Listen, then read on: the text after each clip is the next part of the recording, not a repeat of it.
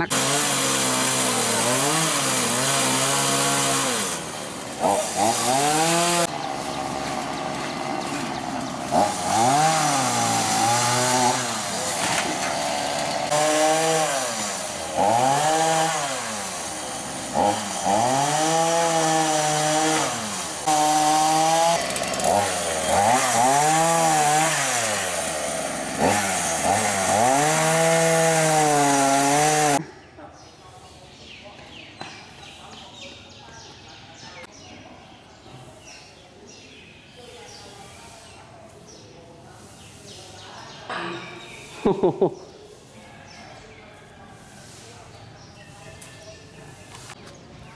หอบมาจากแบงค์เหรอครับก็ตัวนี้เนี่ยตัวนี้ตัวกลางอ่ะพี่ดู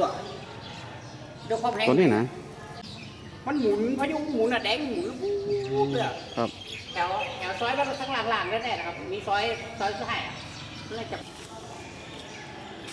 ยังได้เก็บได้เพียวเลยนะครับเพราะต้องเอาหน้าวัดตอนอะไร เหมือนฮะ เก็บเอาไว้ห้องก่อนได้ก็เก็บก่อน ครับ เนี่ยมันเนี่ยตีเลี้ยงตั้งเนี่ยไปหมดอ่ะถ้ากระจายมันดูกระจายเพ่งอ่ะเราได้เลย ก็กะ ไม่รู้อะแต่มันเข้าไม่ได้หรอกเพราะว่าสายจำเข้าบ้านนี่แต่ว่าที่บ้านนี่เข้าไม่ได้แน่นอนตรง ครับ นี้มันหลุดแล้ว สายหลุดแล้ว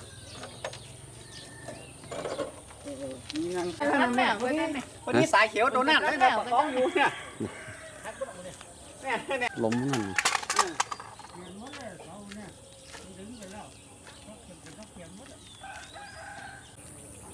วันเขาก็เป็นไปกันหมดเลย ครับนี่ข้างหลังเลยนี่ อันนี้